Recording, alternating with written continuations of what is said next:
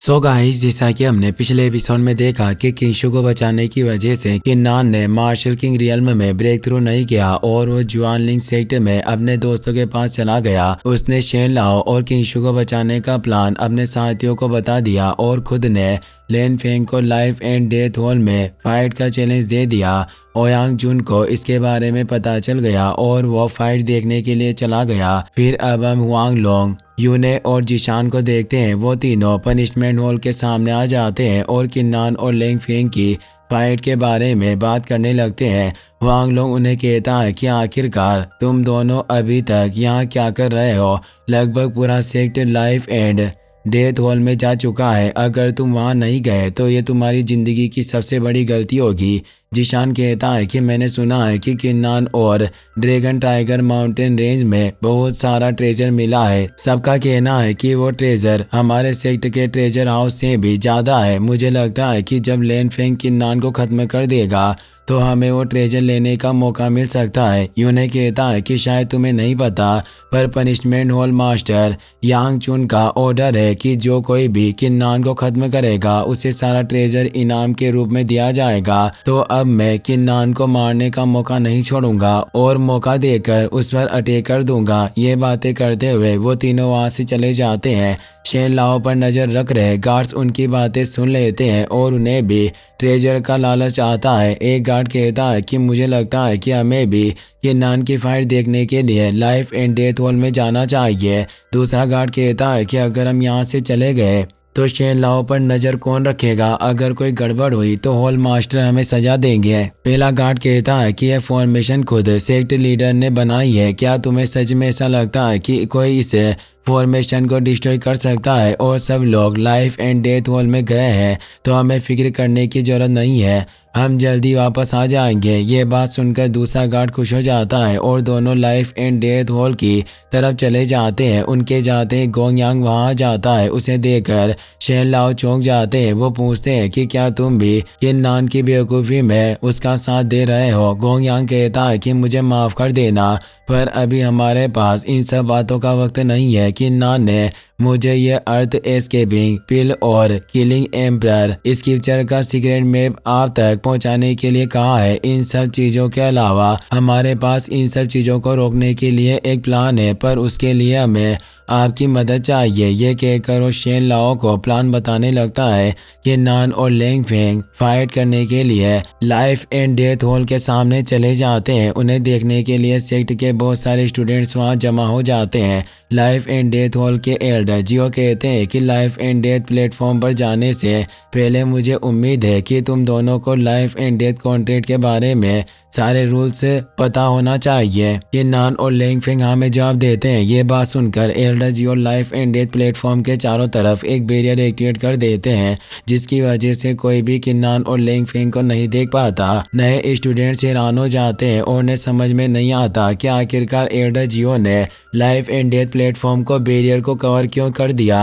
एक स्टूडेंट बताता है कि जैसे ही दोनों students life and death platform के अंदर चले जाते हैं तो पूरे प्लेटफॉर्म को बैरियर से कवर कर दिया जाता है ताकि वो शांति से फाइट कर सके और वो जिस भी सीक्रेट टेक्निक का आर्ट का यूज करे किसी दूसरे स्टूडेंट्स को उसके बारे में पता ना चल पाए। गुएली कहती है कि जब तक कोई एक स्टूडेंट फाइट करते हुए मारा नहीं जाता उनकी फाइट चलती रहती है और ये बैरियर एक्टिवेट रहता है। ओयांग जुन भी वहां जाता है और सब मिलकर किन्नान का मजाक उड़ाने लगते हैं। बैरियर के अंदर लेन फेंग और किन्नान की फाइट शुरू हो जाती है। लेंग फेंग मल्टीपल शॉट्स से किन्नान पर अटैक करता है, पर किन्नान उसके सारे अटैक से बच जाता है। फिर हम यांग चुन को देखते हैं। किन्नान के प्लान के मुताबिक शेन लाओ यांग चुन को किलिंग एम्परर स्क्रिप्चर तक पहुंचने का सीक्रेट मैप दे देते हैं। इससे यांग चुन खुश हो जाता है और सीक्रेट मैप लेकर ओयांग बा के पास जाता है। वो कहता है कि मुझे ये बताते हुए खुशी हो रही है कि उस ओल्ड मैन ने मुझे किलिंग एम्परर स्क्रिप्चर तक पहुंचने का सीक्रेट मैप दे दिया। अब आप अपने काम को पूरा कर सकते हैं। ये कहकर वो ओयांगबा को सीक्रेट मैप दे देता है। सीक्रेट मैप को देखकर ओयांगबा बहुत ही ज़्यादा खुश होता है। वो कहता है कि यह जगह सेक्ट के एंसेस्टर लैंड कुनवू में है। ये बात सुनकर यांग चुन चौंक जाता है। वो कहता है कि ऐसी अफवाह है कि कुनवू लैंड में किलिंग एम्परर और वो औरत रहते थे। ओयांगबा कहता है कि वो बात काफी पुरानी हो चुकी है, इसीलिए तुम्हें उसके बारे में बात करने की जरूरत नहीं है। तुम बस 3 सेट्स के मास्टर्स का ध्यान रखना। मैं किलिंग एम्परर स्क्रिप्चर्स लेकर जल्दी वापस लौटूंगा।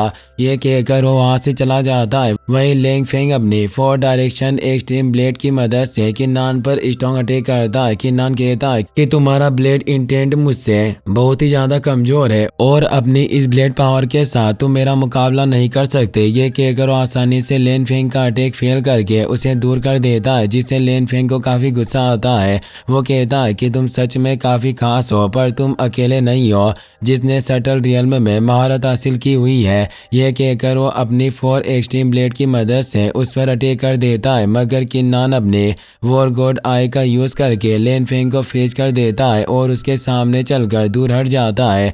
वो कहता है कि यहाँ तक कि तुम मेरे प्रेशर का मुकाबला नहीं कर पा रहे हो तो आखिरकार मेरा मुकाबला कैसे करोगे? तुमने मुझे काफी निराश किया है। लेन फेंग की ब्लेड डिस्ट्रॉय हो जाती है और वो जमीन पर गिर जाता है, जिससे उसे काफी गुस्सा आता है और अपनी प्रोफाइल लेवल की फर्स्ट ग्रेड मार्शल स्पिरिट को एक्टिवेट कर लेता है। वो अपनी एम्पटी लॉन्ग ब्लेड की मदद से किन्नान पर अटैक करता है। उसे लगता है कि इस अटैक से किन्नान बच नहीं पाएगा, इसीलिए वो मुस्कुराने लगता है, लेकिन किन्नान अपनी वॉर गॉड मार्शल स्पिरिट को एक्टिवेट कर लेता है।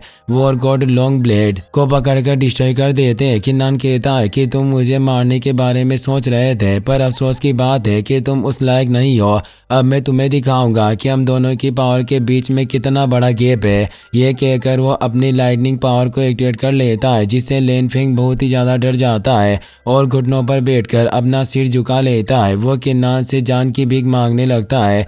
किन्नान को बाई हे की बात याद आती है। उसने कहा था कि जो कोई भी लेन फेंग को नाराज करता है और उससे फाइट करने की भूल करता है वो अचानक पागल हो जाता है। किसी को भी पता नहीं चलता कि उनके साथ क्या होता है। यहाँ तक कि बहुत सारे स्टूडेंट्स लेन फेंग से फाइट करने के बाद जिंदा नहीं बच पाते। ये बात सुनकर किन्नान को ओयांग जुन की बात याद आती है। उसने कहा था कि अगर तुम मेरे जुन अलायंस को ज्वाइन कर लोगे तो तुम अपनी इच्छा से कुछ भी कर सकते हो। अगर तुम सेक्ट के किसी मेंबर को मार भी देते हो तो कोई तुम्हें कुछ नहीं कहेगा। ये सब बातें याद करके किन्नान सोचता है कि लेन फेंग कमजोर स्टूडेंट को मार देता है और ओयांग जुन उन स्टूडेंट्स की डेथ की बात किसी के सामने नहीं आने देता। इस तरह वो दोनों एक दूसरे की मदद से अपना काम चलाते हैं। ये सोचकर किन्नान लेन फेंग से पूछता है कि आज तक तुमने बिना वजह और रूल्स के खिलाफ जाकर कितने मासूम स्टूडेंट्स को मारा है?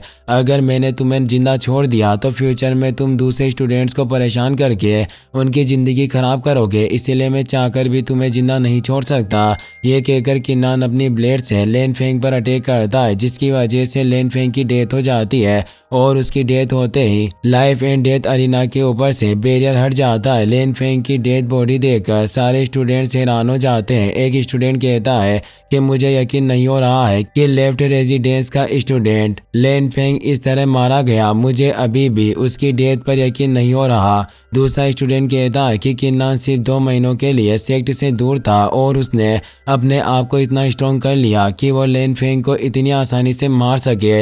ये सच में काफ़ी हैरान करने वाली बात है। किन्नान सारे स्टूडेंट्स को फाइट के लिए चैलेंज करता है, जिससे ओयांग जुन को बहुत ही ज़्यादा गुस्सा आता है। वो कहता है कि जो कोई भी किन्नान को मारेगा उसे इनाम के तौर पर मार्शल किंग ब्रेक थ्रू पिल दी जाएगी। इतना बड़ा ऑफर देने के बाद भी कोई किन्नान से फाइट करने के लिए सामने नहीं आता। ओयांग जुन कहता है कि किन्नान ने अभी भी लेन फेंग से फाइट की है। मैं यकीन के साथ कह सकता हूँ कि वो घायल हुआ होगा और उसकी स्पिरिचुअल एनर्जी भी कम हुई होगी। अगर अब तुम उससे फाइट करो तो उसे हराना आसान होगा। अगर इस वक्त तुमने किन्नान को मार दिया तो मैं उसे जुन अलायंस का वाइस अलायंस लीडर बना दूंगा, मगर फिर भी कोई फाइट करने के लिए नहीं कहता, जिससे ओयांग जुन को काफ़ी गुस्सा आता है। वो लेंग यू और गुई ली को फाइट करने के लिए कहता है। गोंगयान किन्नान की तरफ इशारा करता है। किन्नान सोचता है कि लगता है कि अब सीनियर सिस्टर किंगशु और लेन शाओ पूरी तरह से सेफ है। अब हमें सेफ यहाँ से निकलना है। ये सोचकर किन्नान पेंग यू और गुई ली दोनों को फाइट करने के लिए बुलाता है। इसी के साथ ये एपिसोड यहीं पर खत्म हो जाता है।